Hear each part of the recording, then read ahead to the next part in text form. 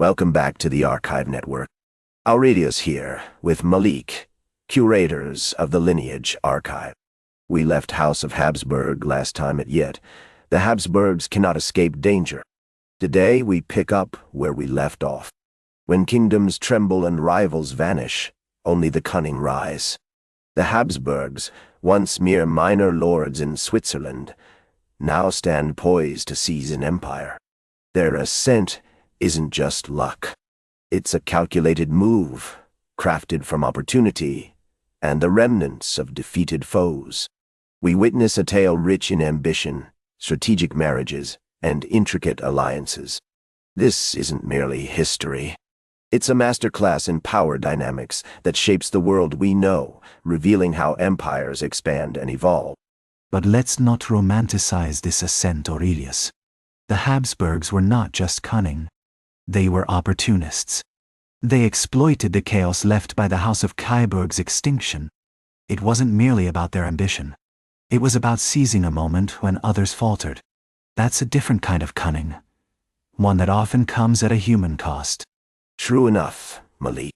Yet, chaos breeds opportunity. The Habsburgs saw the power vacuum and leaped into action. They weren't merely absorbing land. They were weaving a tapestry of influence across Europe. Each acquisition wasn't random. It was a calculated move on a vast chessboard, designed to secure their dominance. They understood that in times of uncertainty, boldness can reshape the future. And that's how they turned disorder into a strategic advantage. But every acquisition comes with a cost. The Habsburgs didn't just gain land. They inherited a whole set of responsibilities. Local knights and bishops weren't just pawns on a chessboard. They had their own ambitions and loyalties that could easily clash with the Habsburgs' interests. It wasn't simply about seizing power. It was about navigating a delicate web of alliances and obligations, managing real people with real stakes in this game of empire. That's the human side of history. The Habsburgs excelled at threading that needle. They understood the importance of legitimacy, negotiating charters that bound them to the imperial framework. They knew how to play the game of power, weaving themselves seamlessly into the fabric of governance.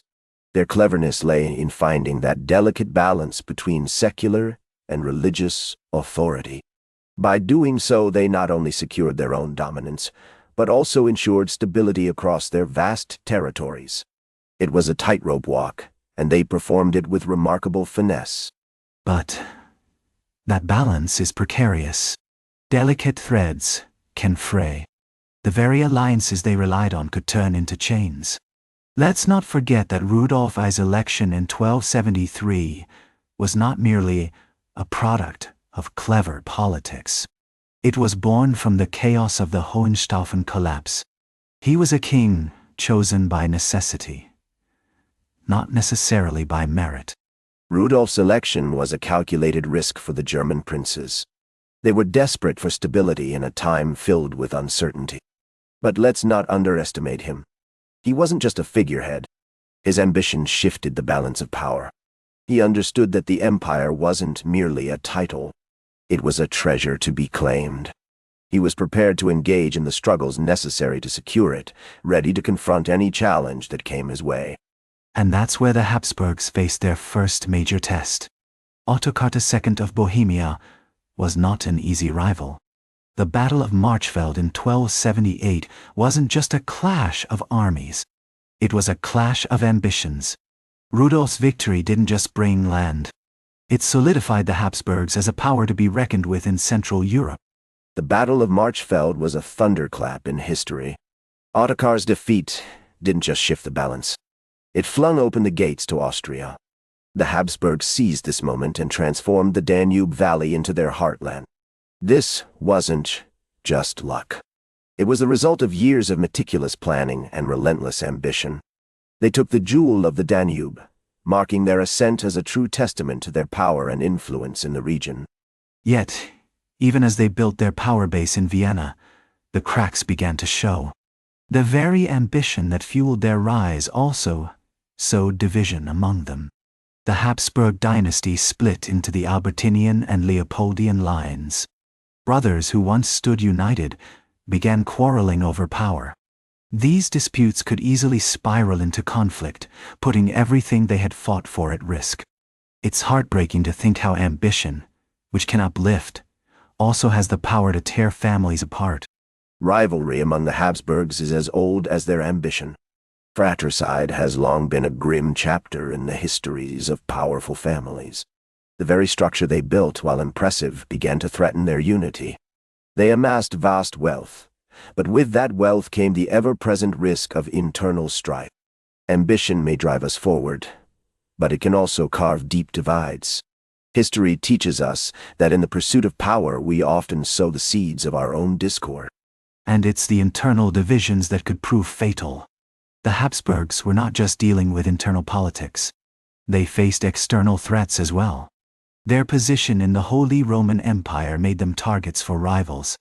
The greater their power, the more dangerous their position became. This is a perilous game they chose to play. Power always comes at a price, Malik. The Habsburgs understood that well. Their glorious rise wasn't just about conquest. It paved the way for future challenges too. Their dominion, stretching across Central Europe, stands as a testament to their ambition. But as you rightly pointed out, that ambition often sows discord among allies. So, the pressing question remains. Can they truly maintain what they've gained, or will their overreach become their undoing? That's where we leave it this time. House of Habsburg continues. The story isn't finished yet. Find the full series on the Lineage archive, part of the Archive Network. We'll be back with the next chapter.